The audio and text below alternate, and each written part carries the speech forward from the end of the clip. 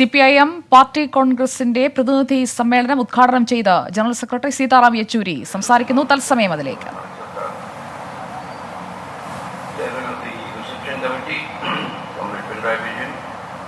General Convener of the Reception Committee, Comrade Dr. Balakrishnan, Comrade D. Raja, General Secretary of the CPI, all the members of the Politburo here on the dais, members of the Central Committee, guests, delegates and observers to the 23rd Party Congress. My dear comrades and friends, it gives me a great pleasure to thank you all for accepting our invitation. I am joining this inaugural session of this 23rd Congress of the Communist Party of India, Marxist. We are gratified at the presence of eminent public figures, distinguished veteran leaders of the communist movement and leaders of various contingents of the people's struggles. I wish to thank Comrade D. Raja for his physical presence here to greet our Congress. Comrades Devvrata Bishwas, General Secretary, All India Forward Bloc, Comrade Manoj Bhattacharya, General Secretary, Revolutionary Socialist Party, Comrade Dipankar Bhattacharya, General Secretary of the CPI ML Liberation, for some compelling reasons have not been able to physically participate. They have, however, sent their greetings and fraternal messages to the Party Congress, which are being circulated and they will be read out in the inaugural session. In the present context, the working together of the left parties to strengthen left unity is of vital importance to meet the current challenges being faced by our working people, by the secular democratic Republic of India and the constitutional order. The greetings of the left parties reflect the mutual desire to resolve and strengthen the left unity, which is vital for our country today. Comrades and friends, we are meeting at this region of Kannur, which has historically been a crucible for civilizational churning and the confluence of many cultures.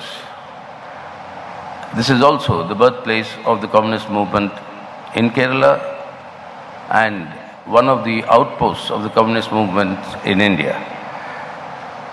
Religiously oriented people usually go on Tirth Yatras to visit various shrines to get blessings.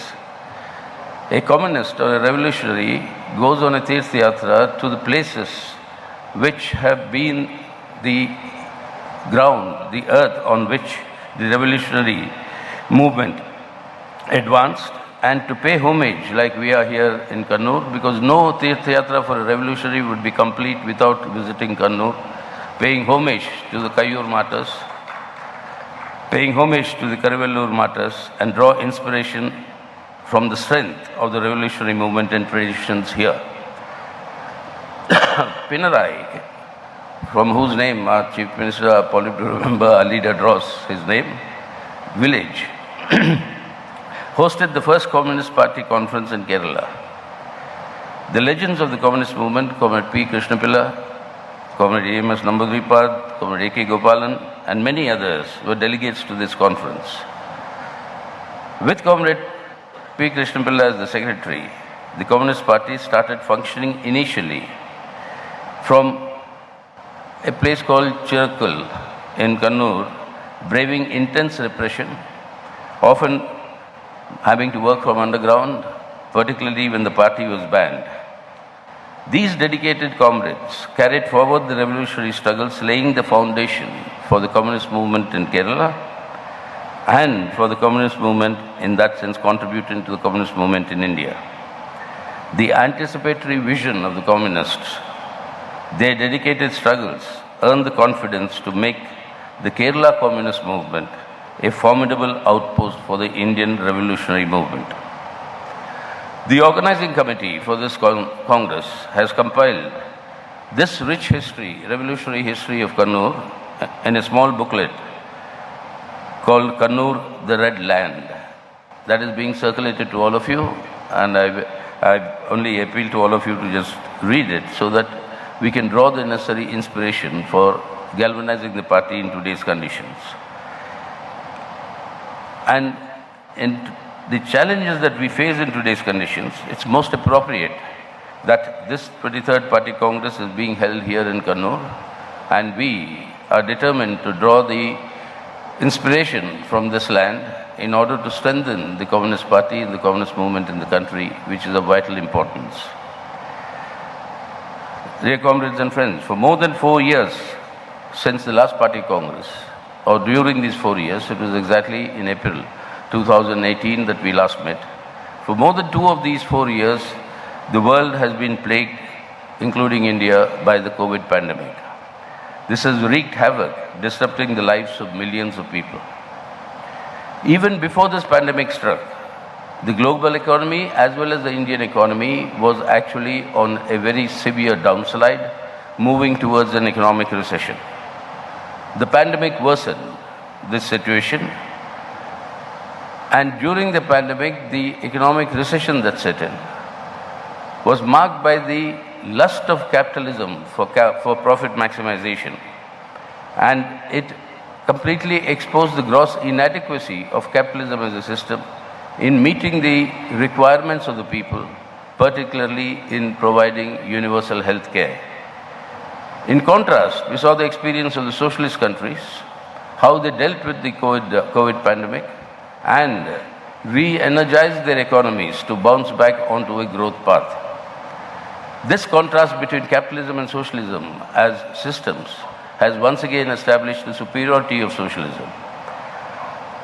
And the conditions in India at the same time have also demonstrated that where a government led by the CPIM and LDF government in Kerala, the manner in which it had handled the pandemic had earned both domestic and international acclaim as the Kerala model, and where you have parties dedicated to the cause of the people or people-centric, then the handling of the pandemic was seen with a marked difference from what the capitalist countries did. This pincer attack of COVID and the economic recession has led to alarming levels of growth in hunger, poverty, educational deprivation, intensified exploitation of the working people, along with growing unemployment. But at the same time, given the very logic and character of neoliberalism, you find the profits of the world's millionaires rising during the course of the pandemic, that in the year 2020 alone, the total wealth of the world billionaires grew by $10.2 trillion, while the people were suffering from the various issues that I pointed out. And in India, the top 10 people, 10 individuals, during the course of the pandemic, have grown their wealth to hold 57% of our country's wealth, as opposed to the share of the bottom 50% of our people, who actually have a share of only 13% of the wealth. This is predatory capitalism at its worst that we are seeing. Now, in this quest to control the government so that these predatory policies can be followed, the market political rightward shift is taking place in every country. This rightward shift in politics is to ensure governments that will promote neoliberal policies and at the same time disrupt the growing unity of the working people in struggles against this double whammy attack of the pandemic and the economic recession. And this disruption, the political right seeks through appealing to emotional passions, fostering divisive appeals, promoting racism, xenophobia, religious sectarianism, fundamentalism, parochialism, and in the Indian context, communalism. This rightward shift is to sustain this neoliberal order, at the same time to ensure that the unity of the working people in struggles does not reach levels where it can threaten the rule of capital itself. And that has to be prevented. This political rightward shift is the answer of the ruling classes. But this is being resisted. You have countervailing forces that have actually resisted and advanced. And the most classic case, inspiring case, is that in Latin America, where you have, in many countries, the left democratic and progressive forces, a combination of them, electorally defeating the political right and forming the governments there. As a digression from the written text, I can mention Chile. 50 years ago, when my generation was growing up, was the centerpiece of the launching of neoliberalism with the ouster of the Allende government and the Pinochet dictatorship that had come in by US imperialism. Now in that Chile, 50 years later, you have a democratically elected, left-oriented government with 3 members of the Communist Party of Chile holding very, very important positions. Yes, where people have united and fought, this can be resisted, and that has been demonstrated through the Latin American experience and also in some parts of the Europe, where in your Scandinavian countries, you have defeated the political, they have defeated the political right. But in this process, the quest for global hegemony by US imperialism continues to aggravate. In the post-COVID situation, this quest for global hegemony is sought to be directed to ensure that no country or no force can actually challenge US imperialism. And in that, the main target of US imperialism today is China. The global rise of the socialist China has actually posed this threat whereby US imperialism has shifted gear from this earlier strategy of containment of China to what it today pursuing, the isolation of China. And in the process of isolation of China, it's mobilizing all its allies, all its Western allies. And in this process, it is creating conditions in the world which will have serious ramifications for the social contradictions that exist in the world today at the international level. Now, when this has been going on, came the Ukraine war. Today is the 42nd day of this war in Ukraine. We have said the war must immediately stop. There must be a ceasefire and through negotiation that must be done.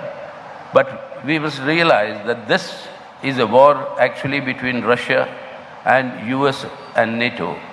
And Ukraine is the theater where this war is being waged. And this has been caused by the relentless expansion of NATO, which should not have existed after the Soviet Union's disintegration. Expansion of NATO to the Russia's borders, where they have 175,000 combat troops stationed on Russia's borders. All Eastern European countries have become NATO members except Ukraine and Georgia. This effort to make Ukraine a member of the NATO and pose the threat is the provocation for this war. And whatever this provocation, but the war must end. This must be ensured that there is no eastward expansion of NATO any longer. And this must be ensured, but at the current moment, the war continues to rage on. But the actual culprit behind this is the quest for global hegemony by US imperialism, which is the reason for NATO's expansion. Now, in this context, while this war has set in, many more developments that will have international ramifications, along with the US imperialism's thrust for strengthening its hegemony. In this context, the role of India has come into focus, with India consistently abstaining on all anti-Russia resolutions in the United Nations. During the last 7 years, particularly, there's been a trend happening earlier, but during these last 7 years, under this BJP rule, India was taken to a position where its status as a subordinate junior ally of US imperialism was cemented. We've joined imperialist alliances, imperialist military arrangements, and with lots of treaties, India became a junior partner of US imperialism. But with the war in Ukraine, the futility of taking up this sort of a direction in India's foreign policy of becoming an appendage to US imperialism, that futility has been thoroughly exposed. It is clear from these developments that India has to pursue an independent foreign policy, maintaining the supremacy of its own national interests first, and not becoming an appendage to any imperialist bloc. And therefore, the time has come for this Modi government to reconsider withdrawing from the Quad, which is a military alliance with USA, Australia and Japan, and with military exercises being conducted. India should start distancing itself from the Quad and should actually think in terms of exiting the Quad, because in these conditions of today, after the Ukraine war, in these new conditions, this entire futility of this approach has been proven. While these developments are going on in the international sphere, dear comrades and friends, these 4 years, particularly since the return of the BJP to form the government in 2019, India has been subjected to the aggressive pursuit of the Hindutva agenda of the fascistic RSS. The BJP government is adopted a multi-pronged attack in pursuit of this agenda, and the aggressive neoliberal reforms that it is pursuing, which is strengthening the communal corporate nexus that we spoke of in our 22nd Party Congress, which is brazenly promoting crony capitalism with the wholesale loot of our national assets, is legalizing political corruption and simultaneously imposing a full-fledged authoritarianism and authoritarian state apparatus with the complete attack on the democratic rights and civil liberties of individuals that are guaranteed by the Constitution. What we therefore see is the undermining of the Indian Constitution and change the character of the Indian Republic. All the four fundamental pillars, foundational pillars of the Indian Constitution, that is secular democracy, federalism, social justice, and economic sovereignty. Every single of these fundamental pillars is under assault today. The implementation of the fascistic RSS agenda of their Hindutva Rashtra requires a unitary state structure, which is completely contradictory to the federal state structure that is given in our Indian Constitution. So, to achieve this objective, they are simultaneously undermining, that is the government, BJP government, undermining the independence and authority of every single institution created by the Indian Constitution. Beginning from the Parliament itself, laws are made without any discussion whatsoever. The judiciary, the election commission, the CBI, the ED, every one of these independent institutions, their independence will be compromised, and there is a determined attempt also in this process to aggressively carry forward this agenda while not paying any concern whatsoever to the problems that people are facing. There is no question of any relief to all the mishandling of the COVID pandemic by this central government. We have seen the manner in which corpses have floated on rivers like the Ganga, but the concern for people's livelihood, their growing unemployment, their hunger, their poverty, none of that has any priority with this government. On the contrary, today I think is the 14th time that the price of petrol has been hiked, petrol and diesel.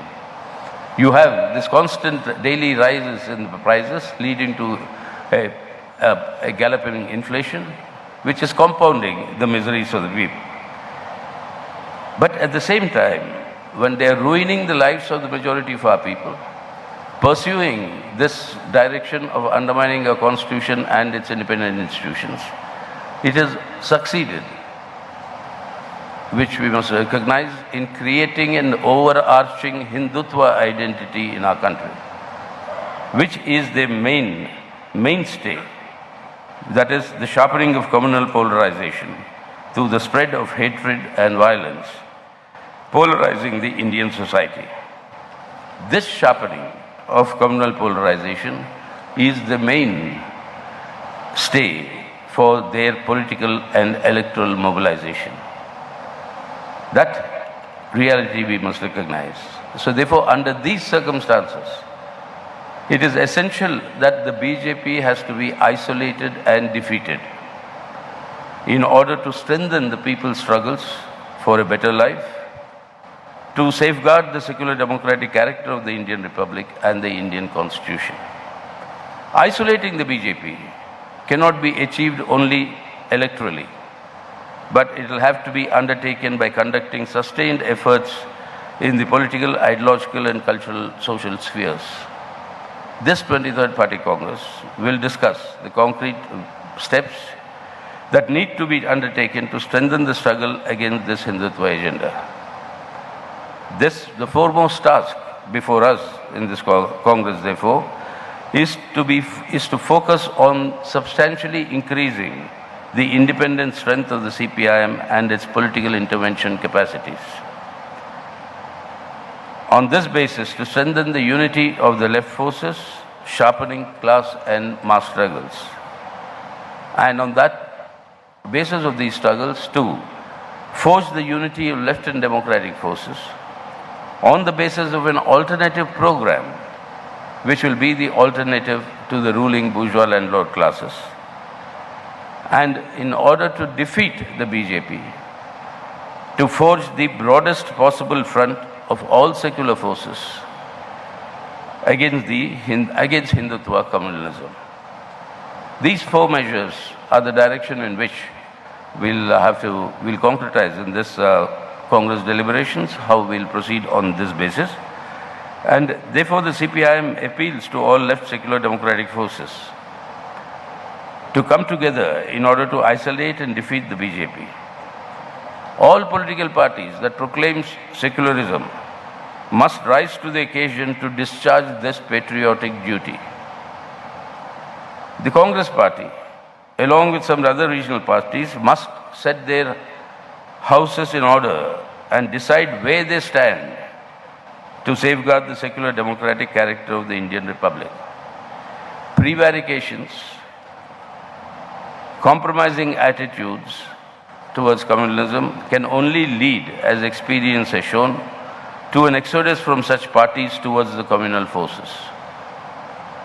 Hindutva communalism can only be combated by championing uncompromising secularism. And that is a point that must be underlined in today's context to strengthen the struggle to meet the challenges that we face. Comrades, we are meeting in Kerala today, where the CPIM-led LDF government have shown the way to uncompromisingly uphold secularism, respecting equality, irrespective of caste, creed or gender, while at the same time seeking to implement pro-people policies as the alternative to the neoliberal agenda. The results are there for all to see, with the world today acclaiming Kerala's high-ranking human development indices, and this achievement has been on the basis of these principles of upholding secularism, respecting equality, and with a pro-people policy alternative. The CPIM shall resolve to strengthen the efforts for building a strong Communist Party, stronger left unity, and forging of a left democratic front. We seek the cooperation of the Indian people and appeal to all Indian patriots to jointly resolve to safeguard our constitutional republic, strengthen the struggles for an alternative pro-people policies, and by forging the broadest front of secular forces against Hindutva communalism. Comrades and friends, we are meeting on a day 32 years ago. We lost one of our veteran communists, one of our Navaratnas, Comrade B.T. Randive.